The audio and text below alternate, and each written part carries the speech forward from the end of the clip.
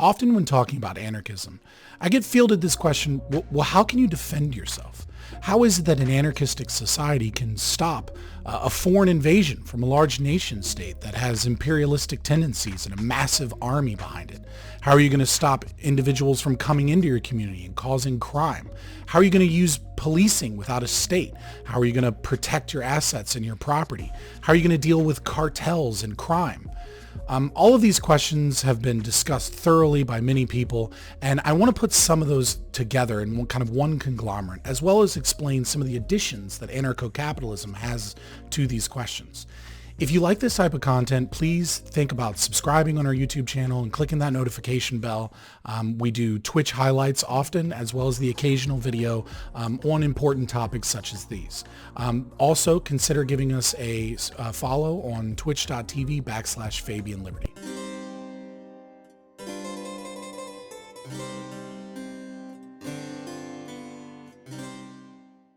So the question of foreign invasion is not a new one to anarchist philosophy.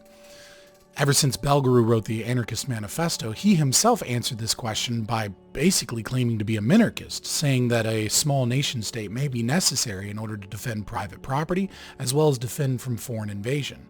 So we've always understood that the idea of a foreign invasion is a problem, but why? Well, one of the big reasons is that there's a lot of questions of anarchism and scalability. Right? A nation state and central planning allows for a lot of different people to kind of be brought under the thumb of an oppressive state that collects taxes and has an army and can force people to do what they want. But what you can do is you can have a very large mass of people all under one government, under one nation. Under anarchism, the likelihood of a nation reaching something as large as the tens of millions is somewhat unlikely, though anarcho-capitalists believe that our model is a little bit more scalable than traditional left-wing anarchist models such as anarcho-mutualism or anarcho-socialism, anarcho-communism, etc. The other issue here is that we understand from an anarchist philosophy that a nation state is inherently violent. It uses taxation, it uses militaries, it uses imperial conquest, it uses expansion, it uses all types of mechanisms such as the police state in order to violently maintain order and stability within its society by restricting your freedoms and restricting your business.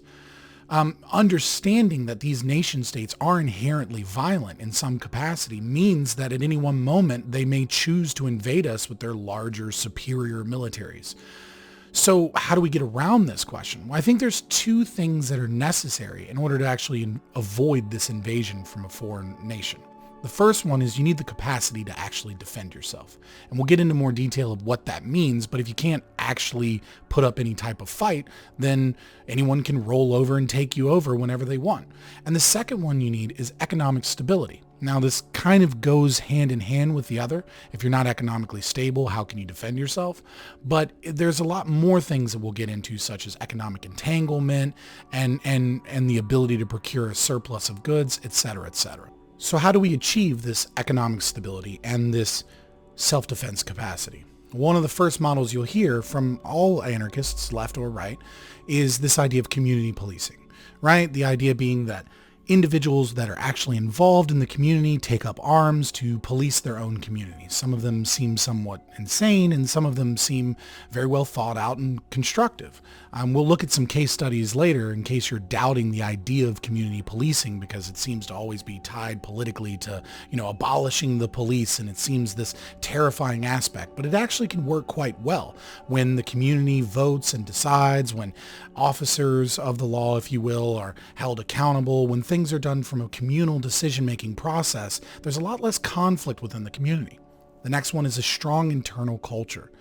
In order to maintain an anarchistic society, you can't be taken over by disparate and combative ideas locking each other's heads in some type of political gridlock where one side of the community wants to go in one direction and the other side wants to go in another direction. In order for anarchism to be able to be successful, you need voluntarism. You need people to voluntarily be there. And if a large enough group of people disagree on the future of that community, they either need to faction off or there needs to be some compromise that's met that can make everyone happy. You see this often in the Icelandic Tane system. You saw this in the Republic of Cospaia. You see this throughout many of the somewhat successful anarchistic communities, that eventually their culture begins to degrade and individuals come in and take over. Either it's capitalists coming in and, constructing power and then using the state for regulatory capture, or in Republic of Cospaia, it could be criminals. There's a lot of ways that this can fall apart. So you need some system of maintaining your culture. That being said, anarcho-capitalists, we have a view that with voluntarism and private contracts, and without there being a monopoly on any of the legitimate use of violence or power, that we're able to get around this to at least some capacity, because people can disagree and simply choose different contracts or choose different businesses to work with. But that being said, even in an anarcho-capitalist society, everyone must have these beliefs of common law and individual sovereignty and libertarian values. The third thing you need is a well-armed population. Right? Like, you can't defend yourself with sticks and clubs. You need firearms. You need possibly heavier munitions. You may even need bombs or torpedoes or all kinds of crazy things. But at the very least, you need small arms and munitions. And in order to have that, you need economic stability. You need to be able to produce something. And so that gets us into the next portion, which is economic entanglement. Economic entanglement is this idea. They talk about it in Wall Street, where one business fails and a bunch of other businesses go down with it. But in this model, where we're talking about anarchist communities, if you're a trading partner with the local nation states, it becomes a lot less likely that they want to invade you. Right? Like, if I'm getting resources, goods, and services from your community, now all of a sudden the idea of invading you is going to be a net negative financial cost to me. I'm going to have to take over a community that's providing my community with other things.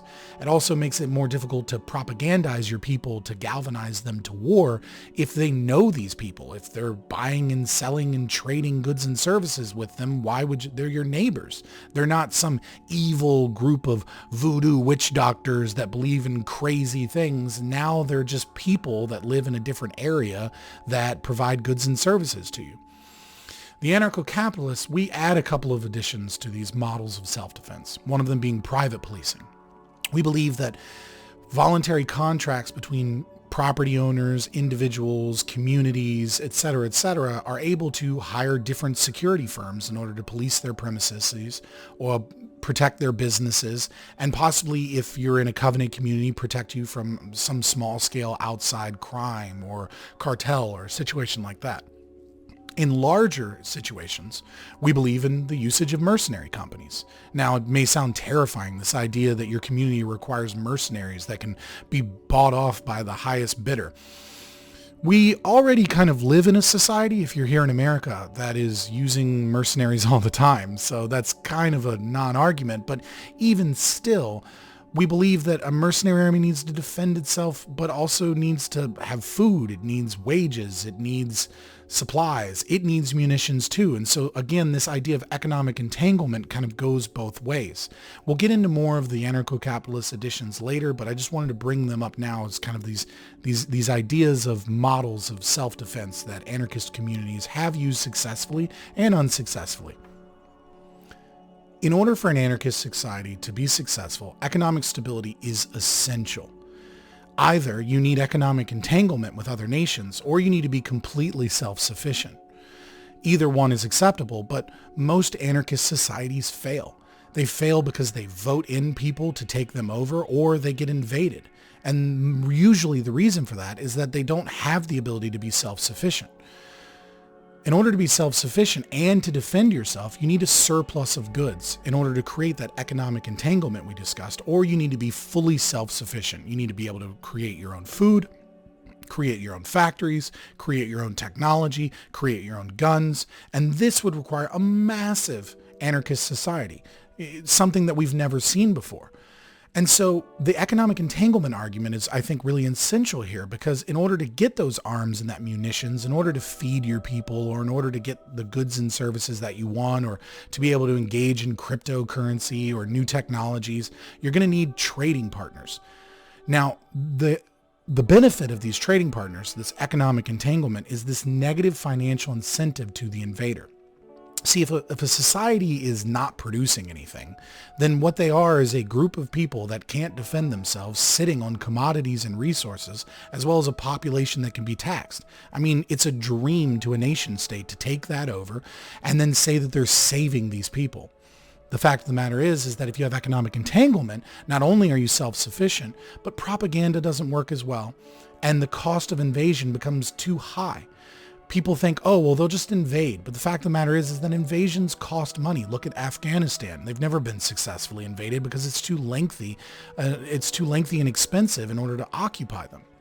Also, you have to understand that these nation states could face trade sanctions from human rights violations, etc., etc. But again, that economic stability is really important because none of those things might not work. If you're not self-sufficient and or economically entangled with other people, then they won't see it as a human rights violation. They'll see it as you saving them, as you helping these people. This criminal, lawless society of people that can't feed themselves were saved by the mighty empire that came to give them taxes. To better understand these things in the real world, let's look at a few case studies, the first of which being the Republic of Cospaia. Now, the Republic of Cospaia was established in 1440 due to a treaty error between Florence and the Papal States. They both drew their lines in such a way that there was a small area of territory that was unclaimed. Settlers moved in and founded the Republic of Cospaia with the motto, "Perpetual and Secure Liberty." It was great. It worked successfully for two major reasons. The first which, that neither the Papal States nor Florence could really invade without appearing like they were gearing up for an invasion of the other nation state. They held enough of a defense force to where they would have to use an actual army, and by using an actual army, they risked breaking their treaty. The second of which was that they were economically stable. They had a monopoly on tobacco production in the area. Because it was legal in Florence and the Papal States, they were able to produce tobacco and basically thumb their nose at anyone in either of those nations. Unfortunately, over time, their culture began to rot as criminals came in, avoiding the law, and kind of changed their society from what was mostly mutualistic into a hyper-individualistic and lawless society. After the Napoleonic era, Italy offered them all a silver coin and a right to produce tobacco on their farms, and they accepted, disbanding the Republic of Cospaia. Not long after, the Giovagnoli family came in and monopolized the farms using regulatory capture, the power of the state, and hyper-capitalism and large amounts of money with no protections, and basically made the entire thing their property. So we can learn a lot from the way that they defended themselves. We can learn a lot about how their economic stability made them viable for almost 400 years, but we can also understand their failures to have a strong defense, their failures to maintain a stable culture, and their failures to understand that the capitalism as it comes in and the hierarchical structure is eventually going to ruin their hierarchical council of elders that they had set up. The next case study I'd like to look at is Cheran in Mexico. This is not an anarchist failure, but an anarchist success story. They are an anarchist community in Mexico that started in 2011 when basically a bunch of Karens got together and decided that they were sick and tired of illegal logging corporations supported by corrupt politicians and being protected by the police were destroying their forest lands and dumping toxic chemicals into their water supply. They went up to the vehicles and started beating them with machetes and sticks. And eventually a crowd gathered. Men came in, grabbed the firearms from the police officers. They took them into the woods. They burned the vehicles. They beat the guys up, kicked them out. And ever since, they've established an anarchist community. Now, this anarchist community decided that they wanted to go back to what's known as an indigenismo. Pardon my Spanish, but it is a type of government that is a cultural stronghold within Mexico that was based off of pre-colonial times. It's very spiritual. There's a little bit of maybe some magic in there. It's religious in a certain way, but it is basically a council of elders where individuals are not allowed to serve in the government for more than 3 years. It is hierarchical. Everyone takes part. And it's amazing. They will not allow police or politicians within their community, and they defend themselves very vigorously with community policing. Now, it wasn't that successful from 2011 to 2014 until they started to realize that they needed economic stability. And so what they did is they went from logging and forestry and farming, and they created factories for for producing resin from trees, as well as a greenhouse to be more self-sufficient in their food, as well as creating concrete and concrete blocks for construction, selling both the resin and the concrete blocks to Mexico and other nations. By doing so, they've engaged in that economic entanglement, and they've flourished. They've actually planted over 3,000 hectares of forest in their community, and they're healing the region. And this is why many also consider it to be a form of environmental anarchism. Unfortunately, they're under constant threat of state propaganda from Mexico. They tend to call these people voodoo practitioners and lawless nation. They say that the crime is rampant. But if you actually understand the data that we have from the community, crime is way, way, way under. And they haven't had significant crimes such as murder or rape or anything like that since 2015. The reason is because when individuals commit crime, they don't put them in prison. Instead, they engage in community service, working within the community policing and defense, and they sit down with councils of elders and discuss their issues. It's an anarcho-mutualist, indigenismo, environmental anarchism kind of mixture that seems to be working very well.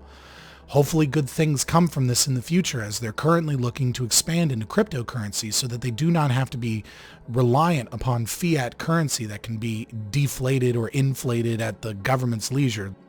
Anarcho-capitalism has a few things that we add to these models, hoping that the scalability problem can be solved, as well as we can learn from the failures of other anarchistic communities. The first difference between other forms of anarchism and anarcho-capitalism that's essential to understanding why we have these different policies is that we believe that both capitalism and hierarchical institutions and structures are inevitable. We look at the Iga Sukuku Iki in Japan. We look at the Tain system in Iceland. We look at the Republic of Cospaia, and we notice that statism always seems to establish itself if a foreign invader doesn't take over. And what we believe is that by having a system of voluntarism and by not having a monopoly on power and violence created from one governmental institution, but instead having private contracts that are enforced from voluntary contracts of insurance and free market capitalism, that we can get away from the state's necessity for regulatory capture and tyranny and instead live in a voluntaristic, individualistic community where people engage freely in the exchange of goods and services. And so our self-defense looks a little different. One of those additions is private policing. We believe, much as Benjamin Tucker argued for, that you need private police. You need security. Now, people go, oh, well, how would we replace the police with private security firms? If you're living in America, the overwhelming majority of your policing is already done privately through security firms and bodyguards and mercenary companies and all of these other things. Instead, you tend to see the police as legitimate and you tend to see other people as mall cops, depending on the police. But the fact of the matter is that most property is already protected privately. We also believe that competition within multiple different police departments will ensure innovation. By having multiple police departments trying to get your contract, trying to get your services, that means that we can compete and that the better one will kind of rise from the chaff. Lastly, my personal addition is that I think we should be looking into ESOP models for policing companies. I think if individual police officers are financially held accountable for their actions and the actions of other police officers, that we can have a system that works exactly the opposite of Pearson v. Ray 1967, with qualified immunity and police being able to get away with murder.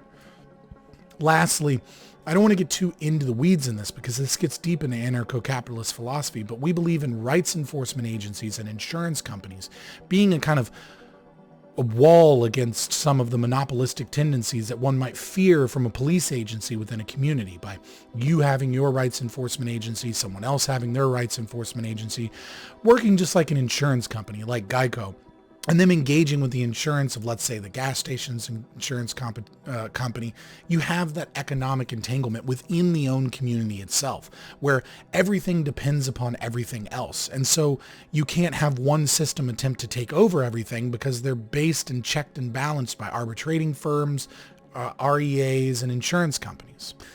The last anarcho-capitalist edition I'd like to talk about is mercenary companies. Now, it sounds like a scary thing, this idea of mercenaries turning into roving bands of warlords taking over communities. But the fact of the matter is It's just not how that works. Mercenaries need to feed themselves. They need housing. They need clothing. They need all kinds of things. And by being economically entangled with the community, with insurance companies, and with contracts where they're held on retainer for the event of a large-scale invasion, they'll be perfectly fine. In the event of a large-scale invasion, you need something that can fight back. Small arms and munitions and community policing is great to deal with crime, and it might even be okay to deal with cartels on your border, but it's not going to stop China from bringing in large-scale invasion. The fact of the matter is that you need something to deter them because it's going to be too expensive and too costly to invade. The fact of the matter is that the photo you're looking at already is an American mercenary private contract. These already exist today, and they'll be extremely helpful going forward in the future. Now, you might think, how do you afford a mercenary contract standing army? How do you deal with the free rider problem, et cetera, et cetera? And the way that we believe that it will likely occur in a free market economy is that insurance companies don't want to insure border towns and private property unless they have some means of fighting back against a foreign invader. So insurance companies will likely have retainer and policies. In the event that something occurs, a small mercenary force can be brought in, and all you have to do is kick back a little bit, and a large-scale invasion realizes that this is going to be much more costly than they first thought. The last model for self-defense I'd like to talk about is what I like to call the utopic defense argument. Now, the utopic defense argument is kind of engaging in economic questions of what if. What if America, being so overburdened with debt to the point where the CBO says that by 2050 it's going to be $121 trillion in debt and over 200% debt to GDP ratio. What if that's a problem? What if fiat currency and the lecherous state stealing 40 to 50% of our wealth through taxation and inflation and subsidies and regulatory capture and all kinds of terrible things is not economically feasible? What if an anarcho-capitalist or anarchist society is able to establish itself and is able to export goods that are just so much cheaper because they don't have this lecherous state stealing their wealth? What if, by engaging in these cheap goods and individuals realizing that this is ripe for investment, they grow, the scalability problem is solved, and scientific research is able to exist there that far surpasses those of those nation states? It's kind of a utopic idea, but at the same time, it's not necessarily unreasonable to think that if anarcho-capitalism and other anarchist communities can solve the scalability problem, that they will be far more prosperous and wealthy than their surrounding nation states. And by doing so, they will have technological advancement and superior economic entanglement to where it would be a terrible idea to invade these people because you couldn't do it. You simply wouldn't have the technological capacity to do it without it being extremely expensive and without you kind of ruining your own honeypot. All of these things together, I think, make good arguments for why anarchist societies can defend themselves. They've done so in history, and they're doing so today. Obviously, there are some issues and there are some problems, but we're hoping to learn from those and create better and more defensible systems. If you like content like this, again, please think about subscribing to our YouTube channel, hitting that notification bell, or following us on twitch.tv/FabianLiberty. Links are in the description. Thank you so much for your time.